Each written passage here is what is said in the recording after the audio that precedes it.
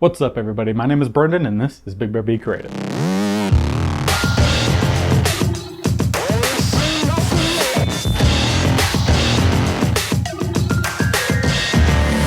Welcome back to another Sunday fun day. That was bad. Another Sunday photo editing video. If you're like, hey, you wore that shirt just on Friday, it's because I'm recording this right after, so it's not weird, even though I don't really have a washing machine because that broke. Thanks, Mom, for letting me use your washing machine. But yeah, like I said, I'm wearing the same shirt. That's because I'm recording this right after, which means we're going to be continuing the whole exposure bracketing tutorial, I guess you could say. It'll be a part 2, in a sense, of photo bracketing. What is it, how do you do it, and how you can get great photos from it. Which goes along with a blog post I posted on Thursday. So make sure you check that out. It's all about photo bracketing, the different kinds, specifically also starting with exposure bracketing. So linking that down below. Check it out. But yeah, so we're going to jump on over to my computer and I'm going to show you how you could edit and kind of create an exposure bracketed photo using Luminar 3, but don't worry, it's the same kind of thing you would do for in terms of like Photoshop and stuff like that. So we're going to jump on over there and get started with this. Alright, so now that we're over on my computer and we got everything loaded up, we're going to start going through this. So the first thing you're going to do is you're going to hit this plus button and add a new image layer.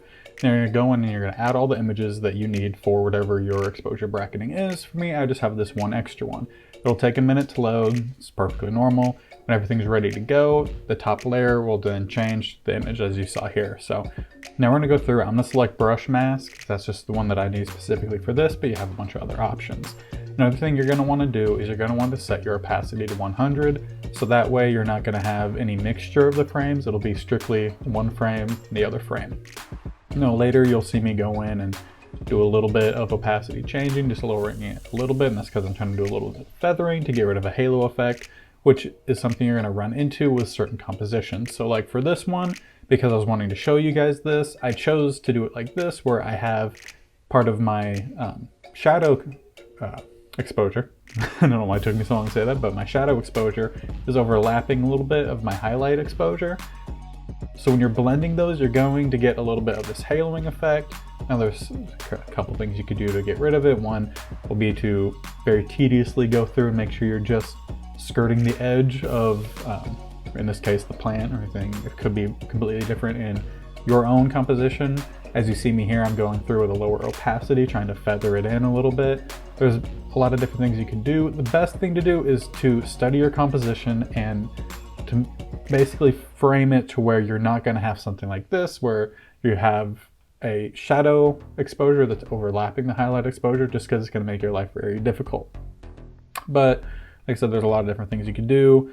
Specifically, one of the harder things for this type of composition is it's a basil plant. My basil plant in the bottom right, just trying to get that to blend. So just make sure when you're actually doing your composition, you're studying it to make sure that you're not doing that.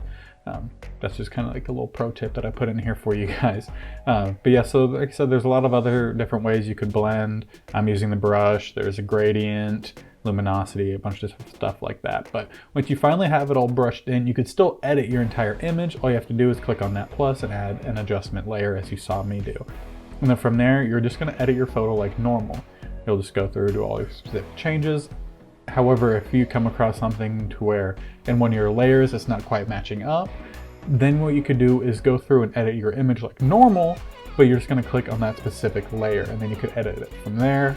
So that's another way you could kind of go about trying to fix the whole haloing effect.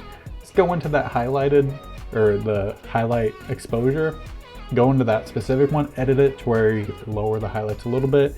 Not too much to actually lose any of the contrast or definition in your highlights, but just lower that a little bit, go into your shadows, boost the shadows a little bit, just so you kind of get rid of a little bit of that haloing effect.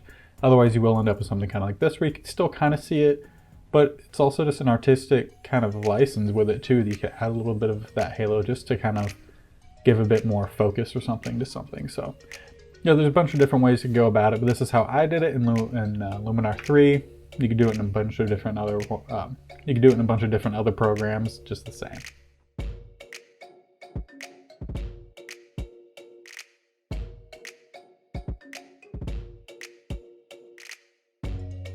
Well, there you guys go. I hope you learned a little something here about how you can create your final image of your photo, or no, I get it would also be the same for other photo bracketing. but specifically for exposure bracketing as we did here, and then we talked about again on Friday. So if you didn't watch Friday's video, make sure you check that out and kind of talk a little bit more about exposure bracketing and what it is that it actually is and how you take them.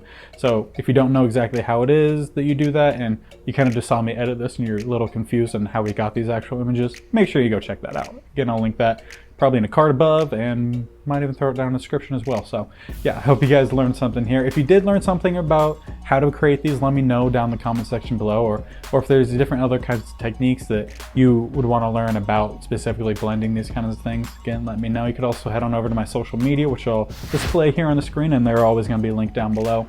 Let me know there if there's anything again that you want to learn about, or if you have tried to make one, you could also tag me in it, and I would love to just kind of talk about it. Or if you don't quite know if you quite did it right or anything like that, again, I'd love to help you guys out. So make sure you're doing that if you'd like to participate.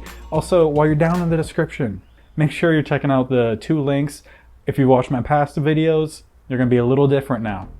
I've completely went through and redone my website. It's now more just about nature, landscape, and wildlife. So things are a little bit different, which means some links are different. So my apparel and photo prints, they're now no longer going to be on my merch page. They now each have their own page. So make sure you're checking those out if you're looking for one, eco-conscious apparel. All my own designs that I've created, you guys seem to have seen them here on this channel. You can check those out if you're looking for some nice apparel that's also nice for the environment. Also, if you're needing some nice landscape photos for your home, office, or anything like that, I have those available as well. So let me know if you guys like this video by hitting that like button, and make sure you're sticking around for future how-tos and photo editing videos. So make sure you're hitting that subscribe button. You can also hit that notification bell too if you want. Yeah, make sure you guys are doing that too if you want. So thank you for watching this video. Hope you guys have a great day. Be safe during this time, and go be creative.